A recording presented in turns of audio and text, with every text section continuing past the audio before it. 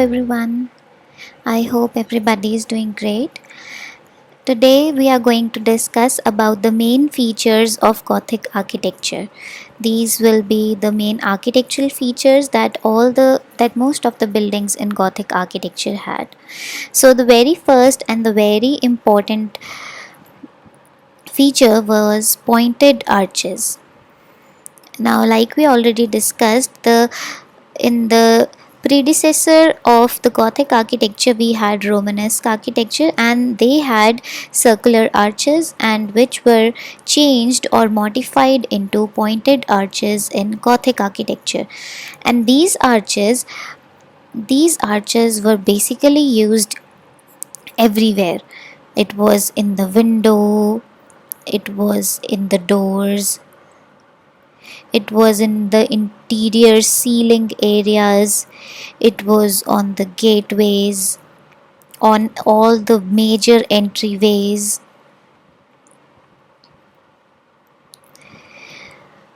Coming to the interiors, they had them in the central nave area of the church. The corridors inside were having pointed arches, and corridors had colonnades. Colonnades are like group of pointed arches, so they were something like this. So all the corridors were having it. Even the first floor double heighted area balcony had these pointed arches. So basically they used arch everywhere. They loved arches so much that they came up with the new thing which was called blind arcading. And why this thing is important, or why this thing is different from others, because what they did in this feature was, suppose they had a simple wall, and this wall is there in your major facade. So what they did was they introduced one arch over this which had no purpose. It is not being used as a window, it is not being used as a door, it is nothing but just a feature or just one sculpture which is made over your normal window. And that's why it is called blind arcading, because they are blindly using arches everywhere.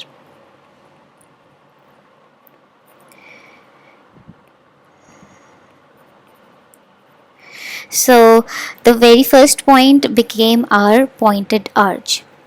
The next thing is the vault. The major vault that they used was ribbed vault. Now, what happened in ribbed vault? The way we studied in the older lectures, that there is one vault which is called a barrel vault, and barrel vault used to be in the form of a tunnel. So the intersection of this was called groin vault, and this groin vault changed into our ribbed vault, in which what they did was, they used to make the internal feature using the ribs. They had ribs inside the ceiling area. Now this whole tunnel was replaced with ribs. What happened with this was, now this whole area that you see here, this whole area is all stone, and it becomes very heavy because of this feature, because it is the building material is the stone. Now what happened in the ribbed vault was, the internal structure or the supports were replaced by major ribs, and the internal filling was done with a lighter material. So what happened in this was, the whole structure or the whole ceiling became lighter. Moreover, it looked aesthetically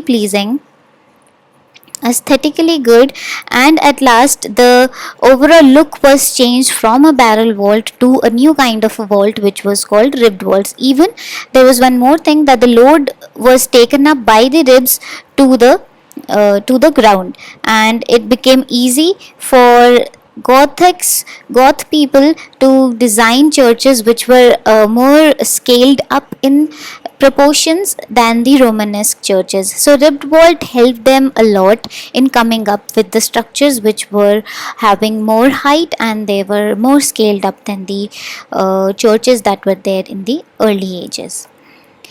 Then the next feature is pinnacles.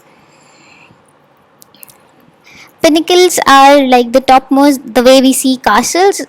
We have lots of castles, and the castles are topped with pointy ends. So these topmost areas, which are referred to as apse, these are called pinnacles in Gothic architecture. You'll see when they design any building, any church, they'll have small pointed arches installed everywhere. There are hundreds and thousands of arches almost everywhere, and those are referred to as pinnacles. So these pinnacles also helped in giving them the shape of a pointed arch kind of architecture, because the whole buildings, they were having these pointy ends, a sharp look in their facade. So pinnacle and pointed arches, both of them helped in giving it a kind of a sharp look.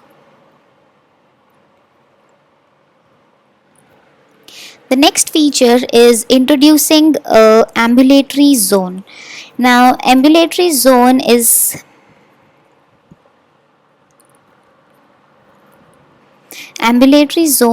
kind of a zone in which, suppose you have a church, something like this, and you have a central area in which some religious deity is placed. Now what happens in this area is people take a round this area, and this whole round that a person takes, this is called ambulation. This process is called ambulation. We take a proper circle around the deity, that is called ambulation, and the path which has been provided so as to walk for a person around this area, that path is called ambulatory path or ambulatory zone.